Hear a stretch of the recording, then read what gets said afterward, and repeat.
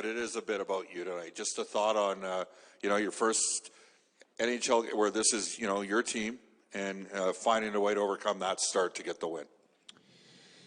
It feels amazing to get that first win. Being a head coach was a highlight. Just being here, and obviously it gets much better when you win. But I liked how our team played. It wasn't a perfect game, and I think we weren't the better team in the first half of the game. I liked how we stayed patient. We just stayed the course. We didn't do any unnecessary risks. There's definitely things that we need to tighten up and play better at. But again, I think the most important thing is we didn't get desperate where things weren't going well, and we tried low percentage plays. How does this work again? There we go.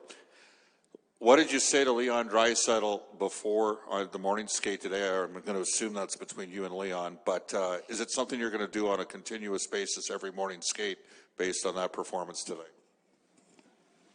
Yeah, if he wants to talk to me, I like him. We had a good conversation. He's got a lot of insight, so if that's what it takes for him to play like that. But today, obviously, being my first time on the ice with the guys, I got around almost everybody, and I think it's important for me to get to know these guys, and it's for them to get to know me.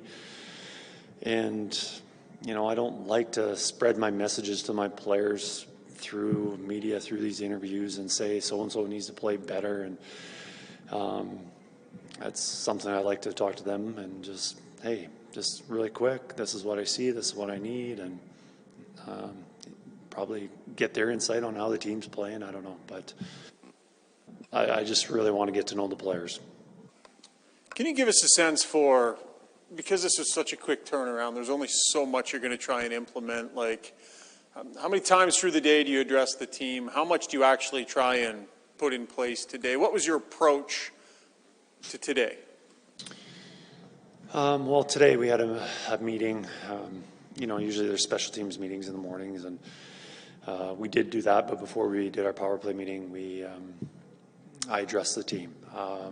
Talked what my expectations were, and we talked about some system stuff, breakouts, defensive zone. Nothing major, just little changes, and my message of how I wanted the team to play, and that was about it. And then during the game, talking between periods, we do a pre-scout, and then right before we hit the ice, I might say a few words then too. It seemed like through that second period, the temptation might have been there to tinker because it wasn't necessarily going well, and but you held your lines basically through the majority of that game. Did you feel like the formula was there and you were just knowing being patient was going to get it there? No, I didn't know it was going to get us there.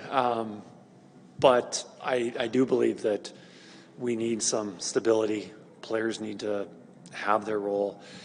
I loved McLeod's game. I see a lot there.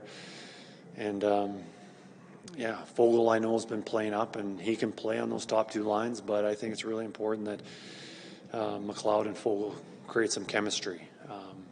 Unfortunately, Hollowell left during the game.